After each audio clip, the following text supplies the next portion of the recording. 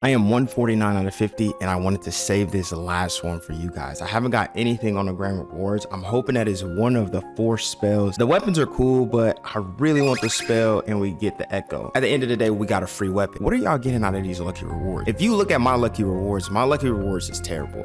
Like, we just get the scrolls. I haven't even got the egg ticket. Well, there goes my Banshee tickets right there. We need those. Banshee tickets, chi, I prefer to have the most of those. I got 5 out of 10 of the exotic. We got a bunch of weapon tokens. We got a bunch of spirit crystals as well. We still rocking majority of the Skibi weapons. We do have the elemental spirit. And I think somebody asked me in the comment section, how did I get the elemental spirit to eternal? So you want to scale it up to max, and then you want to evolve it. So whatever you need to evolve it, sometimes it's going to be spars, sometimes it's going to be dark fires. You're going to go ahead and do that. Like, mine's is almost at exotic, but I need 3 dark fires and I can only afford 1 right now. Got 6.26k. Hopefully this is enough to finish the entire event. I've been hitting the lucky draw, but only hit 9 out of 80. I haven't hit it as much as I should have. We just need a shiny plus plus TV man. We have a shiny plus here, we have a shiny here, and then we got regular. So we still need about 9 of the TV man. We out of suits, bunch of weapons, only 3 hollows. I guess that's not terrible. We still need 1 more hollow to make this shiny. Some people have already finished this, and I'm like, I have no idea how y'all already finished this. My hollow luck is terrible. Banshee's grind is crazy. I still believe we should have like some type of boss we can like fight for Banshee tickets or something, like, because there's just no way. We should be able to get Banshee tickets from drops in game. I feel like I don't understand why we can't grind and get, like, you know, a small percentage of Banshee tickets, because bro, waiting for events is crazy. It slows down the pet grind so much, and it still hurts when you get a tier 1 pet and you got all tier 4 pets. Like, low-key ridiculous considering how hard Banshee tickets are. And I know you could get them from, you know, the hard time trails merchant and all that in World 9, but the problem with that is it's so expensive. Like, who's spending all of that to all of those tokens on those tickets, and you're only getting 200 tickets? Like, 200 tickets go by so quick. This is the absolute worst feeling in time trail. Can we just get a boost? 50 tickets in each one of these slots minimum. Times 10 would be 500, times 2 would be 100, times 1 would be 50, times 5 would be 250, times 2 would be 100. I don't even get 1 attempt at a pet, not a single attempt. I know I'm kind of like ranting, but I just feel like I can't get 1 attempt at a pet, bro. You need at least 10 pets. Right now I need 7 eternals. How am I gonna get 7 eternal pets to level up 1 pet? This is pretty good. 188, I can't complain about that. I'm glad they took out the animation, because that's just so much faster. It costs 1k tokens to get 200 Banshee tickets. Now I can understand if it was 400 Banshee tickets. You know why? Like, this is 20k, and then this is what, 15k. That's 25k tickets. That's a lot of tickets for potentially 1 eternal Banshee. You know what I'm saying? Like, now we have the elemental spirit at 101z. We need the tail spell. I'm not gonna lie, I got 2.21k. I don't think I'm gonna get it. I hope I get it though, but it would be nice to get another mythical. I did get a mythical a couple days ago, but it's not really a mythical that I need. It's another tail staff. Oh, we got the paladin cloak. See, that's what I'm saying. We got the wrong thing. We already got the cloak, I think. I needed this right here, baby. That's what I need. We can't even do this. I don't do 1 by 1. I think 1 by 1 takes too long. Maybe we could introduce an auto for 1 by 1. So I've been wanting to advance deeper into the game and kind of like, you know, there's a couple things that make sense for me to get. I want to be able to get the extra spell slot, and I want to be able to get the spell. It just makes more sense to spend Robux than the grind, because the grind is just so much harder. So we do got 117 jade. My thing about the jade process is the fact that the trading town, bro, the trading town is absolutely garbage. Like, and I talked about this in my last video, so I'm just gonna touch on it. I started a series where I went from 0 jade to, I was trying to get to 500. I was going well. I think I have a lot of things that people will be willing to buy. Spell buffs. I have a ton of spell buffs that they're not in the best shape ever, but people will be willing to buy these spell buffs to increase their spells, get better buffs or whatever, X, Y, and Z. Problem is finding the people who are willing to buy it. You go in a trading town, and then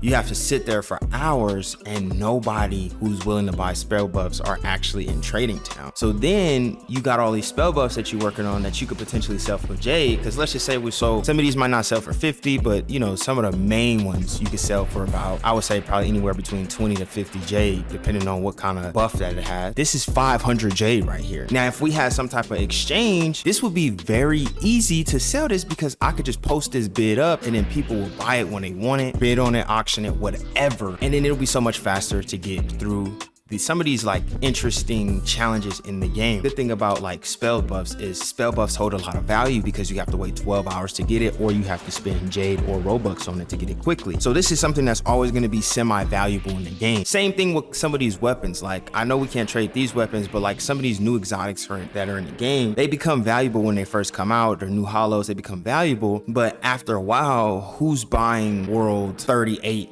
Eternals right now? Nobody, right? That brings another idea to my head of increasing the value of Eternal weapons. Maybe potentially doing something different so that just because a new world comes out doesn't mean you have to get the new world Eternals. Each of them should have some type of value to the game instead of like just only being existent as Eternal. Like, imagine if in Eternal Shiny Plus, like Fairyland entrance, right? So let's just say Fairyland entrance because it's a fairyland, right? Magical, something like that in that aspect. What if the weapons that came out of here, and let's just say a hollow shiny plus plus, an eternal shiny plus plus, and an exotic shiny plus plus that come from this world, right? They have a 0.5% chance to do critical damage if you have a shiny plus plus, or 2% chance to do critical damage if you have a shiny plus plus. That would bring value to the weapons even when they're outdated. So imagine Sunken City. Sunken City is like an underground water area. What if Sunken City was like 2% chance of increased damage, or let's just say a 5% damage increase to dungeon bosses if you have the exotic shiny eternal shiny plus plus? Each of these worlds have room for these weapons to still be valuable. It's almost like the same concept as spells. Like, each spell has a different value to the game. Now that brings more value to some of these like older weapons, and they don't all have to be valuable, but just some of them should be, in a sense of bringing more economy to some of these eternal, exo, and hollow weapons. For example, everybody's here on the World 40 lore using World 35, and World 35 weapons, the Eternals hollow gave you a 1% 2x damage. People would be there if they need that 1% 2x damage. So that's just my thoughts. Just a little bit of improvements of the game. I think the game's in a great place, but you could always improve. You could always, have a better experience with the game.